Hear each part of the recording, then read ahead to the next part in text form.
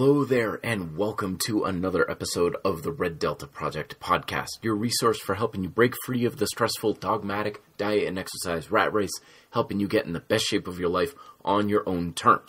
Matt Schifferly here, founder of the Red Delta Project and author of the books Fitness Independence and, of course, the new Smart Bodyweight Training. Today's topic is 6 questions that can change your body and your life. And these are 6 questions that I've included in a supplemental digital workbook that I'm including for Smart Bodyweight Training. When that went on sale a couple weeks ago, I felt like, there's still a couple of things that I can do to help people use the information in a better way with the Smart Bodyweight Training.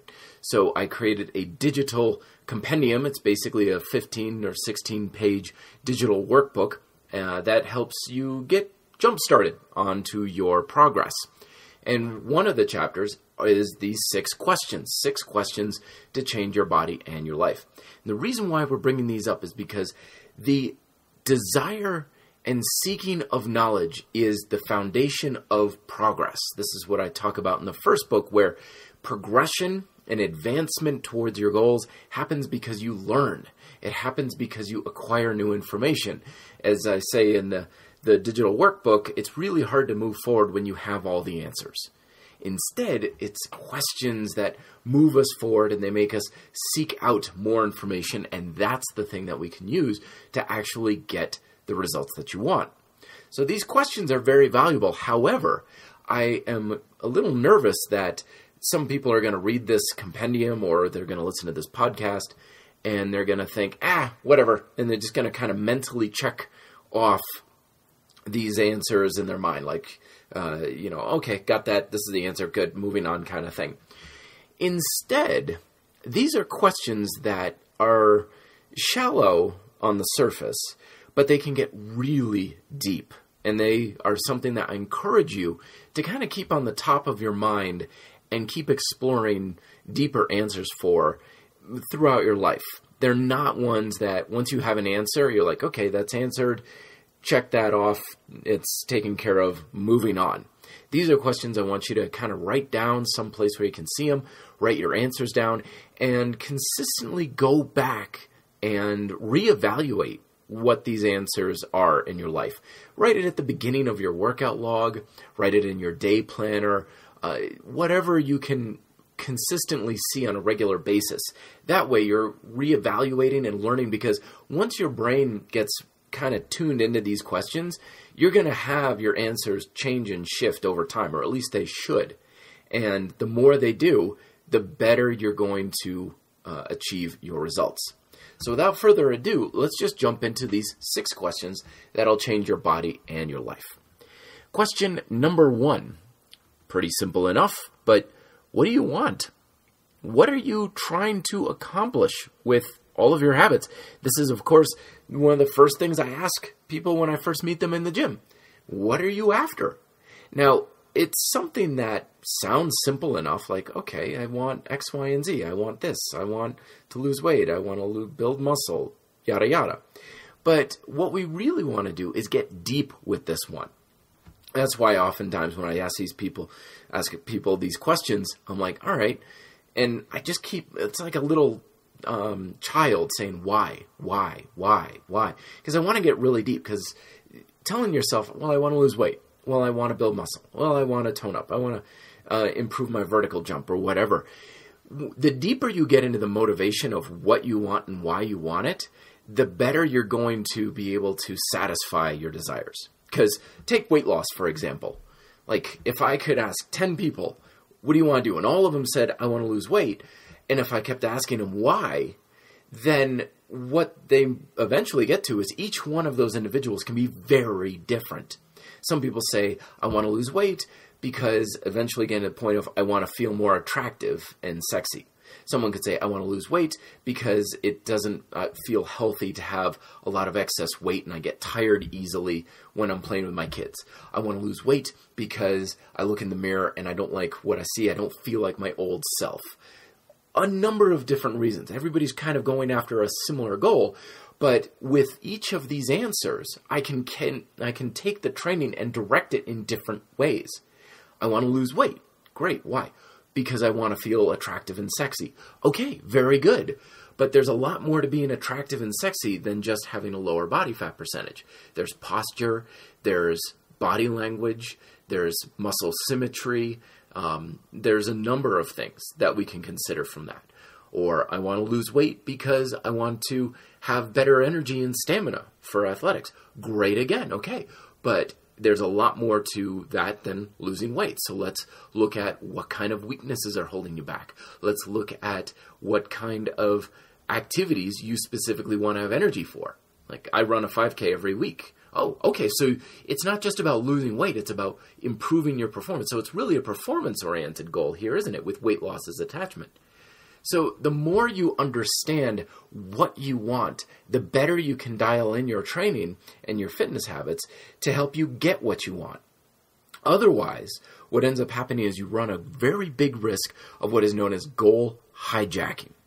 And goal hijacking is where there's a related objective out there that is somewhat of a, it's in the same family of what you want, but what ends up happening is you start pursuing other things that are related, and one day you wake up and you realize I've accomplished a certain goal, but it wasn't actually what I really wanted. And this happens all the time in fitness. Happens all the time. I knew a guy one time who said, I want to be able to bench press, it was like 225 for 10 reps or something. And he spent a lot of time and a lot of energy trying to get this goal, 225. And eventually he did it, but he wasn't happy. And I asked him, what's wrong? And he's like, well, what I really thought would happen is I wanted to build up my upper body. I wanted to build a bigger chest, and I wanted to have broader shoulders. And basically he wanted to just look good naked. But what ended up happening somewhere along the lines, his objective of I want to improve the shape, the physical appearance of my body, got hijacked to you need to get stronger. You need to be able to do this exercise a certain way. And yeah, that was related. That certainly helped him. But if he came to me originally and said, I just want to look good naked, I don't care what I bench press, I would have taken the training in a very different direction. Yes, we may do bench press if he likes to do bench press, but I would have worked on tension control, time under tension, volume training, periodization, being able to engage the muscles better. Maybe bench press wouldn't be his best exercise for engaging his chest. It could be dips, could be push-ups. Maybe he'd be better off on a certain weight machine. A number of exercises or changes could have been made beforehand. It would have saved all of this stuff. So the deeper you understand what you really want, the more you can dial in your training. And beware, too, that there's a lot of stuff out there that's telling you either A, what you're supposed to want, or B, that you're not right, but you're somewhat mistaken for wanting what you want. And this can happen too. There was a young lady I was working with one time. She was telling me about how she went to a gym, and basically she knew exactly what she wanted. She's like, I want my body to have these proportions, and my waist to be this size, and I want to look this way, and everything like that. And it wasn't at all unrealistic. It was very much within the realm of what she could accomplish within a relatively short period of time. And the trainer that she was kind of working with admonished her for those objectives. They were like, no, it's stupid to have an objective of aesthetic appeal. Like, don't work out for abs. Don't work out to look good naked. It's all about function, which to a degree, they're right. Body only knows functional demand, but that doesn't mean that you can't curtail your training to be a little bit more driven towards achieving an aesthetic ideal. But they were basically saying, no, that's not what you really want. And she's like, but this is, and he's like, no, if you can function and perform, and he's going off all these functional training tangents and everything. Basically, he was ignoring what you really wanted and saying, no, it's vain to want to look a certain way. It's vain to want abs. It's vain to want bigger biceps or whatever. And you also get it the other way, too. You get bodybuilders be like, I don't care what I can functionally do. I just want to look good naked. So if you've got someone who's an athlete, or for example, like a CrossFitter who's like, I want to be able to perform at a certain level, they could be like, that's ridiculous. Like, what? You don't need to be able to do 100 pull-ups in a row, kipping or not, or whatever. Like, that's the dumbest thing in the world. you're going to have haters relative to your goals. And just accept that, because it's not something that you can potentially avoid. Just know that it's out there. And the only person who really matters in this is you. Like, you going after what you want. That is of utmost importance. You're also going to have others who will, like I said, the goal hijacking can be there. You can also have individuals who are saying that you should go after different things in addition to that. None of this stuff is really that important. The more you understand what you want, the more you can focus on getting it with a very limited amount. Because I'll be perfectly honest with you, the majority of diet and exercise habits out there are probably a complete waste of your time. Because when you understand what you want, you focus in and you can say, all right, I know all that other stuff is great, but I'm not really that interested in it because it's not towards my goal. And you're going to have people who that doesn't sit very well with them, because in their mind, being able to function at a certain way or look a certain way or have their goals is so important to them. It sounds crazy for you to say, no, I'm not really interested in that. I want this other thing. But different strokes for different folks. Everybody's got their own objectives and desires, and there's nothing wrong with that. And one of the greatest freedoms that you can give yourself in life is giving yourself permission to go after what you want, specifically, regardless of what other people say. Whether they say it's ridiculous or stupid or whatever, giving yourself permission to do what you want to do is very good for not only achieving what you want, but also just having less stress, the freedom to do it. And funny enough, one of the best ways to give yourself the freedom to do as you wish is give others and allow others the freedom to do as they wish. And that is huge, because a lot of people who will criticize you for your goals, they're actually holding themselves back at the same time. But when you say, hey, if you want abs and you don't care about how fast you can run a mile, great. If you're with a friend and your friend is like, I don't care about abs, I just want to be able to play better basketball, great. The more you give others the freedom to pursue what they want, the more you will have the freedom to pursue what you want. And the better you understand what that is, the more you can focus on the few things you need to do to make that happen. All right, so that was question number 1. What do you want? Let's go through these a little quicker here. Number 2, what are your challenges that are standing in your way of what you want? And this is something that often pops up sometimes when people will say, well, I'd love to be leaner, I'd love to build muscle or whatever, but, and they cite some sort of challenge they face in their life. I don't know what I'm doing. I don't like the gym. I don't have time. I don't have the money. I don't, and so on. These are quote unquote excuses that they're making. And there's a lot of negative perception around excuses these days. And a lot of experts are like, no excuses. And it's like, do it anyway kind of thing, which is an absolutely ridiculous way to approach this. Because to say that an excuse is invalid is absolute insanity. It's ridiculous, because there are challenges in life. No one gets a free pass. No one has a pass to their goals along a nice, easy street. It's not going to be a walk in the park. You have inherently in your life challenges and difficulties that are going to make it hard for you to accomplish what you want. And everybody's going to be different. It may be resource challenges, like you don't have a lot of time, you don't have a lot of energy. It could be knowledge challenges, you don't quite know what you're doing. It could be motivation challenges. We all have our challenges. And oftentimes when we make our quote-unquote excuses, we're just simply drudging these challenges up.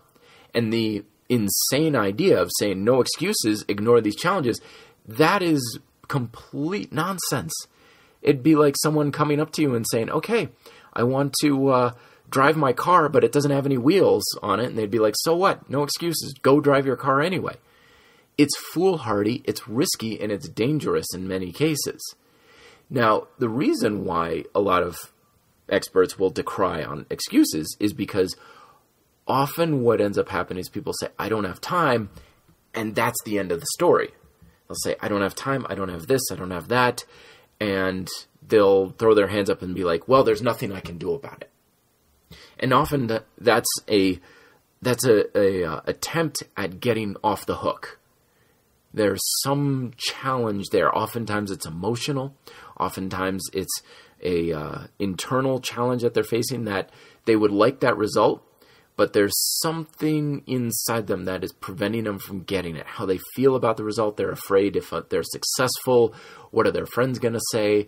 If they lose weight, it might make their husband feel uncomfortable, or their wife, or whatever. There's all sorts of subliminal challenges facing us regarding our goals. Now, when you make, quote, excuses, sometimes it's an attempt to just get off the hook. Say, well, there's nothing I can do about it. And that's the point that is dangerous about, quote, excuses. And they're like, no excuses kind of thing.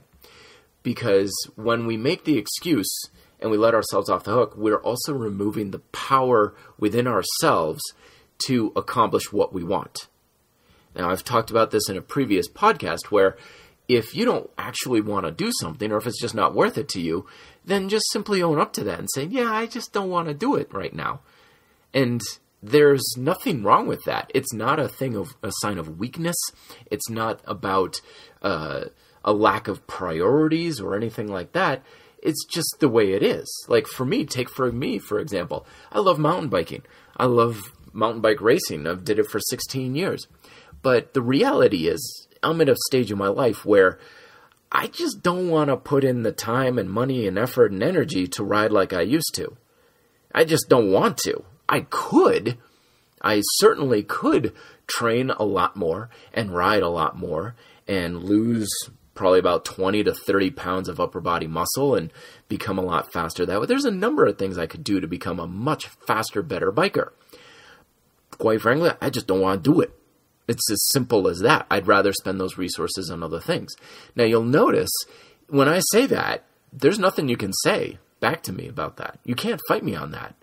You're like, well, yeah, because if I make an excuse, like I don't have time, I don't have money, I don't have this, you could be like, well, everybody's got time. What about this? What about that? You can move this time around. You can make this sacrifice.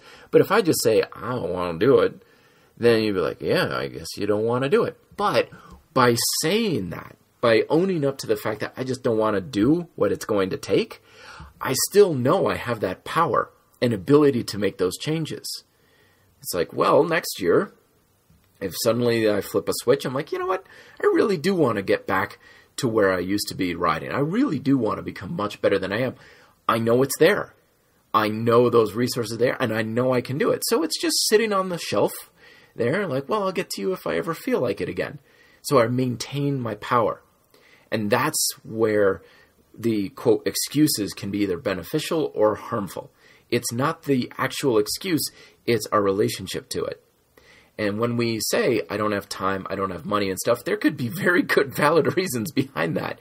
Yeah, you may not have much time, or money may be very tight, or whatever the circumstances may be. But the attitude you can take is either A, you really just don't want to do it bad enough, and there's nothing wrong with that. Or B, you could say, well, these are the challenges I'm facing. Now, what can you do about them? And that's question number 3. Once you've identified your challenges, start looking into what can you do about them. Time is not on my side. Time is like, okay, how can you rearrange your schedule? What can you do to carve out a little bit of time? All I can probably do is like 5 minutes a day. Okay, so what can you do in 5 minutes? Talk to me about that. I'm a workout efficiency expert. I can make a lot happen in 5 minutes, believe me. So the attitude of switching around from here's my challenge, I can't do anything about it, to here's my challenge, what can I do about it? And you don't have to have the answer right away. A lot of times these answers are things that your mind's going to have to kind of ruminate on for a while to start thinking up ideas. But the brain is an amazing problem solver. If you go to bed every night and you're thinking, I don't have time, I don't have money, I don't have this, I don't have that. If you really put your mind to it and start seeking out a solution, your brain will eventually figure this out. It's an amazing puzzle putting together machine. Like, I don't have money to buy a set of dumbbells, for example, but I really like dumbbell training. Okay, well, where can you get the money? Where can you find money? How can you acquire a little bit of money? Right now, you may be sitting there going like, I don't know, whatever. But it's amazing the opportunities that are around us, that surround us every day. We're just not aware of it. And when we start looking for answers, we find them. Eventually we find them. We always do. And that is question number 4. Question number 4 is, what are your resources and advantages? This was brought up in a book I read years ago called The Secret of Success. And basically the point of the whole book was people who find success are really good at finding their resources and advantages and exploiting the ever-living hell out of them. Like someone is working a corporate job and they learn of, oh, my uncle is the CEO. Well, you get on good terms with your uncle and he starts putting in good words for you and starts giving you favors and promoting you faster, a little nepotism. Now, people may look down on that and say, bah, you know, advantage, it's kind of a weak way to go about it. But meanwhile, they're going up the corporate ladder thinking like, damned if I care. Someone once told me, I called them out on something. They had a string of, quote, good luck, right? And looking back now, it wasn't good luck at all. It was years of hard work that just came to fruition for them. But my ego was hurt and I was like, oh, you're just getting lucky. And they'd be like, all right, I'll take luck. They were like, hey, call it luck, call it whatever you want, but I'll take it, whatever it is. Because right now I'm living the dream. And if you can say it's luck, I'll take that. I'll take luck every day of the week. As long as I'm getting what I want, that's what matters right now. But the reality is we all have resources. And right now, we are living in a time with more resources that can help us get in great shape than any other time in human history. And I know that's usually not what you hear on social media. Everybody is so lack-oriented. Like, oh, it's so hard to eat right. Oh, it's so hard to get to the gym. And oh, it's so hard because look at all of the fast food companies out there. Look at how companies are getting their foods engineered to be super hyper palatable. And look at all these disadvantages and stuff. These people need to open their eyes because it has never been easier to get in shape than it has right now. We have never had more resources. For example, time. Time is one of our best resources right now. You're like, I'm so busy. Yeah, well, most people are not working 16-hour days, 7 days a week like they were back in the Industrial Revolution. It used to be that you worked all day, every day, and that's all you really had time for was work. The only day off you had was Sunday, and that was because you spent all day in church. And then over time, labor laws came about. Supposedly, the story goes, Henry Ford instigated that people should have off on Saturdays. And the reason why he did that was he said, people are working so much, nobody's going out and buying my cars. They don't have free time to go out and buy cars. So they said we should have Saturdays off as well. So he gave his workers off Saturday so that people had free time to actually go and buy things, namely his automobiles and products. And then we got the 40-hour work week, and I know that's a dwindling thing, but still, even if you're working 50, 60 hours a week, that still leaves you with some more time than we had back in the day. So we have better resources. Look at our common grocery store.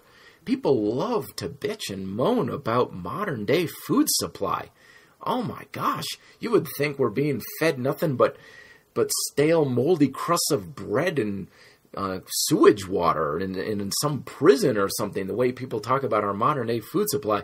But the reality is we have never had it so easy to eat so well as we have right now. Yeah, sure, we've got easy access to junk food, but we also have easy access to a lot of good food. I mean, hell, the other day, I was in a 7-Eleven. A 7-Eleven, people. Home of Slurpees and beef jerky, Twinkies, and Hustler magazine, right? 7-Eleven. And I'm looking and it's like, there's a produce aisle. And it's organic produce in a 7-Eleven. You've got to be kidding me. So we need to turn our radar away from a lot of the things. It's like, oh, look at, I walked in here and there's candy bars everywhere. Yeah, but there's also fresh fruit right behind you there. There's also bottled water. There's also protein shakes you can get. There's a lot of great stuff here. But the more we focus on what we don't have, the less We can focus on what we do have. And resources abound, my friend. So keep your mind always saying, what do I have that can help me with my habits? What do I have? What kind of apps are there that I can put on my phone? What kind of friends, relatives, coworkers are around me that I can pick their brain in order to learn something from them? Like, I'm trying to get ready for a 5K. Oh, there's Mary in accounting. She runs a 5K almost every weekend. Go ask her for coffee. Ask her for some training tips. Those are resources. There's lots out there that you can use to your benefit. All you got to do is tune your mind to it, and you're going to find it all over the place. So let's see, recap real quick. What do you want? 2, what are your challenges? 3, what can you do to get around your challenges? 4, what are your resources?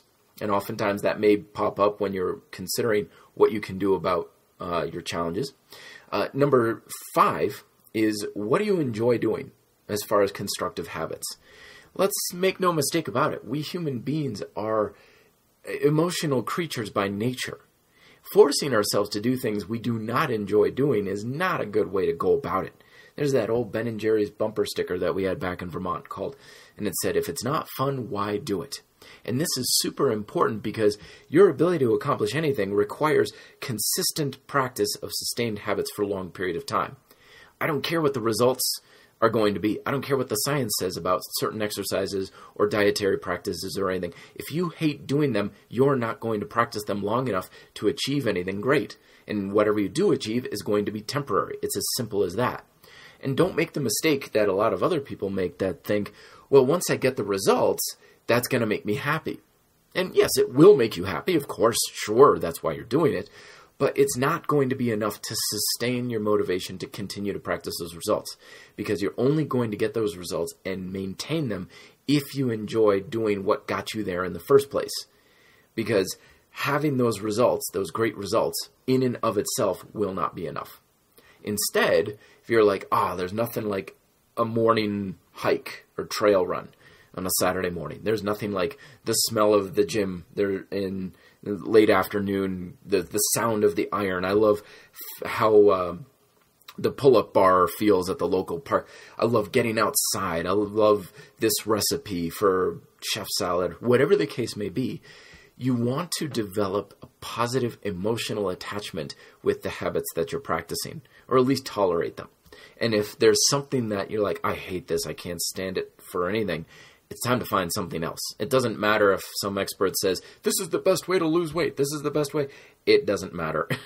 Because if you don't enjoy practicing it, you won't long enough and consistently enough to achieve much or maintain your results. So look at what you enjoy. Remember, that's a great thing about principles. It's what I talked about in fitness independence. That's what I talked about in smart bodyweight training. Once you know the principles of achieving what you want, then you can make your own damn rules. You can use whatever methods you want. You don't like running? Don't run. You like doing kettlebell work? Well, then do kettlebell work. You'll burn calories either way. So focus on what you enjoy, not what you're supposed to do, not what your friends all say. What do you honestly really like to do? And the final question is, what has worked for you in the past? This is something that oftentimes we're looking for the new shiny thing that's out there on the horizon, but the reality is a lot of us just need to look to our past and be like, well, if it worked before, there's something to it. Because anytime you do something new, it's a roll of the dice.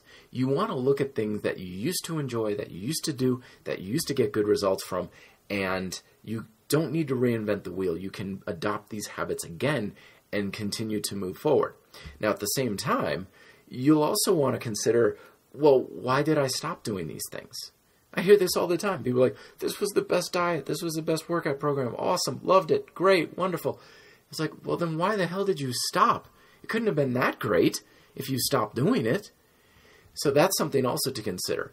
If you're looking at, well, I'm going to do this diet, I'm going to do this workout program or whatever, consider what got in the way before, and that goes right back down to, what are your challenges? What can you do to make sure that doesn't happen? What can you do to be flexible about it? It's like, oh, that was a great program, but, it was 3 hours a day in the gym. Now I'm a new father. I don't have 3 hours. Okay, great. Well, what can you do to shorten it up? Take it as a template. Take it as something that you can use and modify to continue to move forward rather than just taking a roll of the dice on something brand new. Now, that doesn't mean that something new isn't going to be beneficial by all means. If you're like, well, what do I want? Okay, well, what do I like to do? Well, I've always kind of really wanted to try rock climbing. Oh, okay. Well, if you've got a hankering for it, go for it. Don't hold yourself back. You don't have to do things that you've only done in the past. But if it worked in the past, it's probably going to be a good place to start. And then you can continue to focus on all the other questions. What do you want? What are your challenges? What can you do about them? What are your resources and advantages? What do you enjoy doing? And what has worked for you in the past? Write them down. Consistently come back to them. I would say even every week for the next few months. And they're going to be a big change and a very big influence in helping you change your body and your life. Questions, reddeltaproject@gmail.com. Check out the new book, Smart Bodyweight Training, on Amazon. Kindle and paperback versions are available. And of course, as always, Fitness Independence is available. And you can check out the YouTube. There's the link there for the Smart Bodyweight Training digital workbook. It's a free download there. Thank you very much for listening. I'll talk to you guys next week. Till then, be fit, live free.